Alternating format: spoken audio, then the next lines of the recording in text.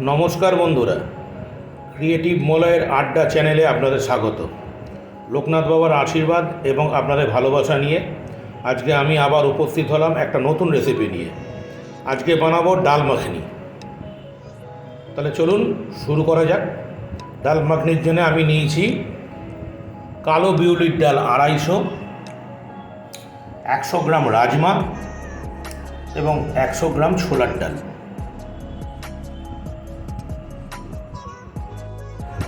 যে পাত্রে কালো বিউলির ডালটা আছে সে পাত্রে আমি রাজমা আর ছোলার ডালটাকে ঢেলে দেবো।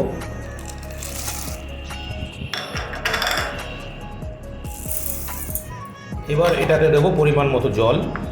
এটাকে ভালো করে ধুয়ে নিতে হবে। এবার এটাকে ধোবো। এটাকে কচলে কচলে ধুতে হবে, কারণ এই কালো বিউলির ডালের গায়ে প্রচুর ময়লা থাকে। ওই কারণে কচলে কচলে ভালো করে ধুতে হবে অনেকক্ষণ ধরে। একবার ধুয়ে জলটা ফেলে দিলাম। এবার এতে দেবো 1 চামচ নুন, আর দেবো খানিকটা সাদা তেল। নুন আর তেলটার সঙ্গে ডালগুলোকে ভালো করে মেখে নেব। ঘষে ঘষে মাখতে হবে। নুন আর তেলটা ভালো করে মাখা হয়ে গেছে। এবার আবার এতে দেবো জল। জল দেওয়া হয়ে গেছে। এবার আবার জলের সাথে এগুলোকে ভালো করে মেখে নেব, ঘষে ঘষে মাখবো। এটাতে কি হয়, যাবতীয় ডালের গায়ে লেগে থাকা ময়লা সম্পূর্ণ পরিষ্কার হয়ে যায়। ডালগুলো ভালোভাবে ধোয়া হয়ে গেছে। এতে আবার জল দেওয়া হয়েছে। দেখুন এবার জলটা কতটা পরিষ্কার। এবার ডালগুলো এই জলের মধ্যে সারা রাত ভেজানো থাকবে। গুড মর্নিং ফ্রেন্ডস, সকালবেলা আবার উপস্থিত হলাম। কালকে রাত্রিবেলা ডালগুলো ভিজিয়ে রেখেছিলাম। দেখুন ডালগুলো কত সুন্দরভাবে ফুলে উঠেছে।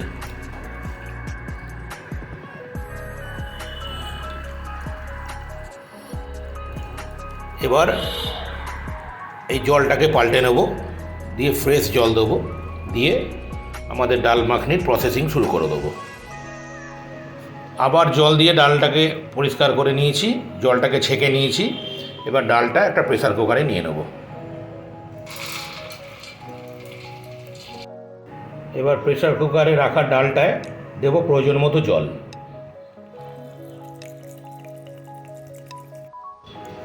জল দেওয়া হয়ে গেছে। কতটা জল দিতে হবে দেখে নিন। যেখানে ডালটা রাখা আছে সেখান থেকে 1 কর ওপর অবধি জলটা দিতে হবে। ডালে আঙুলটা টাচ করতে হবে। জলের লেয়ারটা থাকবে আঙুল থেকে 1 কর ওপরে, আঙুলের মাথা থেকে 1 কর ওপরে। এবার কিছু জিনিস ডালে দিয়ে দিতে হবে। প্রথমে দেবো একটু থেতো করা আদা, 4-5 কোয়া গোটা রসুন, 1 চামচ নুন এবং 1/2 চামচ গুঁড়ো হলুদ দিয়ে এটাকে ভালো করে মিশিয়ে নেব। এবার প্রেসার কুকারের ঢাকনাটাকে আটকে দেবো, দিয়ে একে গ্যাসে বসিয়ে দেবো। গ্যাস জ্বালিয়ে প্রেসার কুকারটাকে বসানো হয়ে গেছে। হাই ফ্লেমে 2টো সিটি হবে।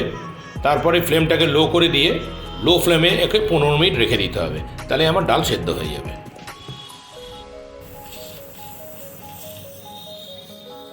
এদিকে প্রেসার কুকারে ডাল সেদ্ধ হচ্ছে। এদিকে আমি গ্যাসে একটা প্যান বসিয়ে নিয়েছি। এটা গরম করছি। গরম করে একটা সিক্রেট মশলা তৈরি করবো, গুঁড়ো মশলা। প্রথমে দেব 1/2 চামচ গোলমরিচ, 1/2 চামচ জিরে এবং 1/2 চামচ নুন দিয়ে এটাকে ভালো করে মিশিয়ে নেব। জিরে, নুন আর গোলমরিচটা মোটামুটি ফ্রাই হয়ে গেছে। লাস্টে দেবো 1 চামচ কাসুরি মেথি দিয়ে ভালো করে 4টে জিনিসকেই ফ্রাই করে নেব। গ্যাসটাকে বন্ধ করে দিয়েছি, ফ্রাই হয়ে গেছে। এবার এগুলোকে ঠান্ডা করে নিয়ে একটা গুঁড়ো মশলা বানিয়ে নেব। ডাল আমাদের সেদ্ধ হয়ে গেছে। দেখুন কি সুন্দর বলেছে। এবার এটাকে স্ম্যাশার দিয়ে হালকা স্ম্যাশ করে নিতে হবে। অ্যাকচুয়ালি রাজমাগুলোকে আমাদের গলিয়ে দিতে হবে, ডালের টেক্সচার যেন খারাপ না হয়, এতে ডাল মাখানিটা ঘন হয়। অ্যাকচুয়ালি পাঞ্জাবি স্টাইল ডাল মাখানি তো, ওই কারণেই। এবার আমি গ্যাস জ্বালিয়ে একটা গ্যাসে কড়া বসিয়ে নিয়েছি, কড়াটা এবার গরম হবে। এতে আমরা ডাল মাখানির যে মশলাটা হবে সে মশলাটা বানাবো। কড়া গরম হয়ে গেছে, এবার এতে দেবো অল্প একটু সাদা তেল।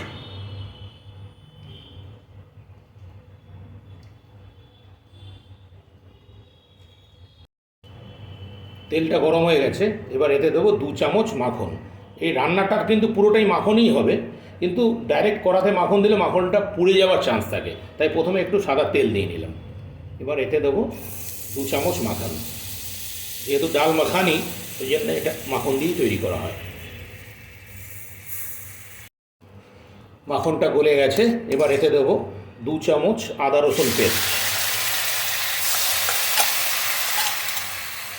দিয়ে ভালো করে এটাকে মিশিয়ে নেবো যতক্ষণ না আদা রসুনের কাঁচা গন্ধটা যায়, মিডিয়াম ফ্লেমে। আদা রসুনের পেস্টটা সঙ্গে অবশ্য লঙ্কাও আছে, আদা রসুন লঙ্কার কাঁচা লঙ্কার পেস্টটা ভালো করে কষানো হয়ে গেছে।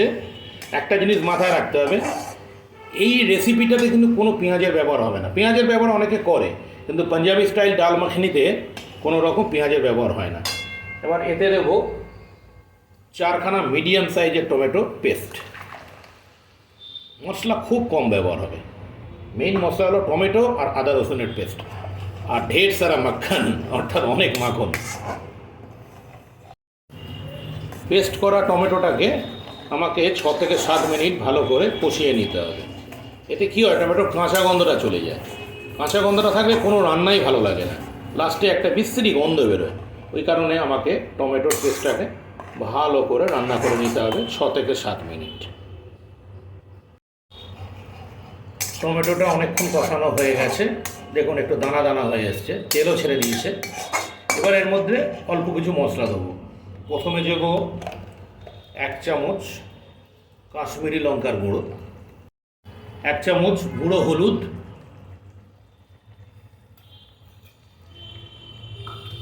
1/2 চামচ ধনে গুঁড়ো এবং স্বাদ মতো নুন দিয়ে এগুলোকে ভালো করে মিশিয়ে নেব। মশলাটা সুন্দর কষানো হয়ে গেছে, মশলাটা তেল ছেড়ে দিয়েছে। এই মোমেন্টে এবার এতে আমি সেদ্ধ করে রাখা ডালটা দিয়ে দেবো।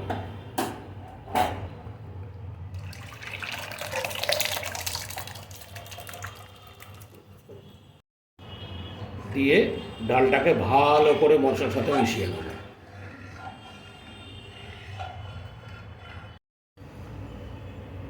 মশলাটা ডালের সাথে ভালোভাবে মেশানো হয়ে গেছে, দেখুন কি সুন্দর কালার এসছে। এবার এটাকে 6 থেকে 7 মিনিট ফুটতে দেবো।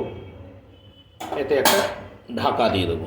ঢাকা দেওয়া অবস্থায় এটা মিডিয়াম ফ্লেমে 6 থেকে 7 মিনিট ফুটবে। 7 মিনিট হয়ে গেছে, 7 থেকে 8 মিনিট। এবার ঢাকনাটাকে তুলে নেব। দেখুন জলটা কতটা শুকিয়ে এসছে।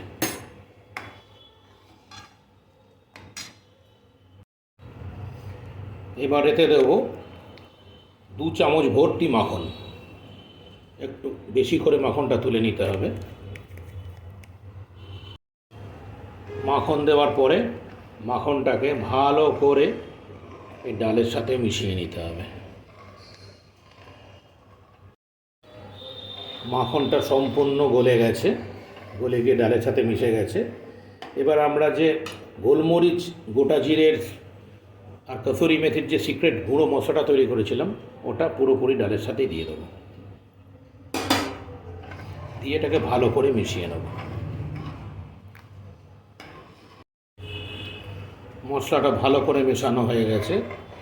সব শেষে দেবো আমরা 2 চামচ রোস্টেড কসুরি মেথি।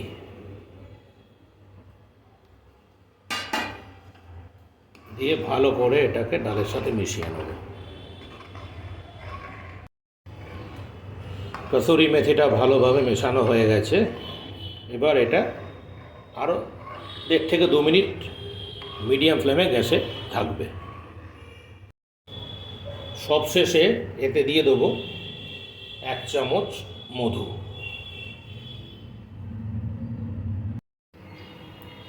এবার লাস্টে একটা তড়কা লাগানোর আছে। গ্যাস জ্বালিয়ে এই পাত্রটাকে গ্যাসে একটু গরম করে নেব। পাত্রটা গরম হয়ে গেছে, এবার এতে দেব 1 চামচ মতো মাখন। মাখনটা এতে গলিয়ে নেব। মাখনটা সম্পূর্ণ গলে গেছে, এবার এতে দেব 1/2 চামচ কাশ্মীরি লঙ্কার গুঁড়ো দিয়ে ভালো করে মিশিয়ে নেব। এই যে মিশ্রণটা তৈরি হলো, মিশ্রণটা ভালো করে দিয়ে দেবো আমাদের ডাল মাখানির ওপরে,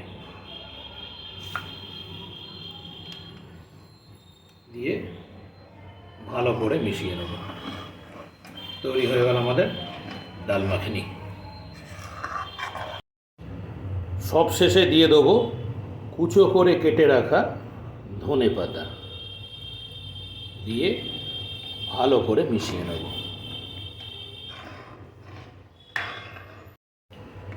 আমাদের ডাল মাখানি সম্পূর্ণ তৈরি। দেখুন কি সুন্দর দেখতে হয়েছে। আপনাদের কাছে আমার অনুরোধ, আপনারা এই ডাল মাখানি আমার পদ্ধতিতে বাড়িতে বানিয়ে খান। আশা করি খুবই ভালো লাগবে।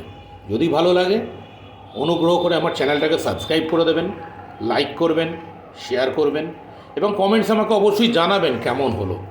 জানালে তবেই আমি বুঝতে পারবো যে আমার রান্নাটা ঠিক আছে কিনা। প্লিজ আমার চ্যানেলটাকে সাবস্ক্রাইব করে দেবেন। ধন্যবাদ।